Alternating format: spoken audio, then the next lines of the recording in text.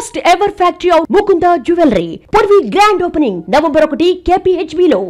ఆంధ్రప్రదేశ్లో గత ప్రభుత్వ హయాంలో పింఛన్ల పంపిణీలో అక్రమాలు జరిగాయని ఫిర్యాదులు వచ్చాయి.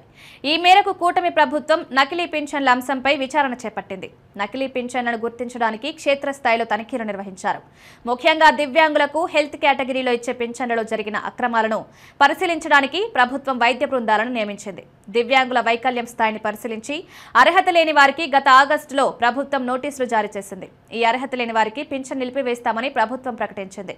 గతంలో నోటీసులు జారీ చేసిన ప్రభుత్వం వారికి మరో అవకాశం కల్పించింది.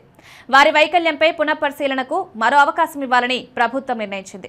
ఈ మేరకు గ్రామ, వార్డు సచివాలయాల సంక్షేమ కార్యదర్శులు డిఆర్డీఏ సిబ్బంది ద్వారా దరఖాస్తులకు సమాచారం అందించారు. పింఛన్ల విషయంలో నోటీసులు అందుకుని అప్పీల్ చేసుకున్న వారి అర్హతలను నిర్ధారించడానికి అధికారులు వైద్య పరీక్షలు నిర్వహిస్తున్నారు.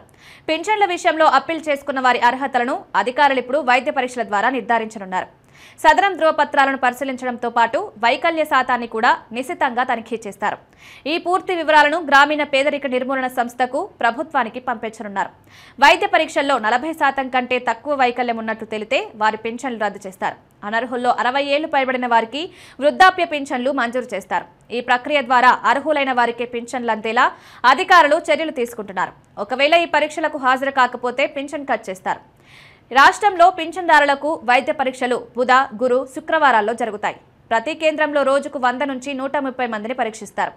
గతంలో పరీక్షలు చేయించుకున్న చోట కాకుండా వేరే ఆసుపత్రుల్లో పరీక్షలు చేయించుకునేలా జంబ్లింగ్ పద్ధతిలో కేటాయింపులు చేశారు. పింఛన్దారులకు ఏ రోజు ఏ ఆసుపత్రికి వెళ్లాలో సమాచారం అందిస్తున్నారు. ఈ నెల 8, 9, 10 తేదీల్లో మొదటి విడత పరీక్షలు జరిగాయి.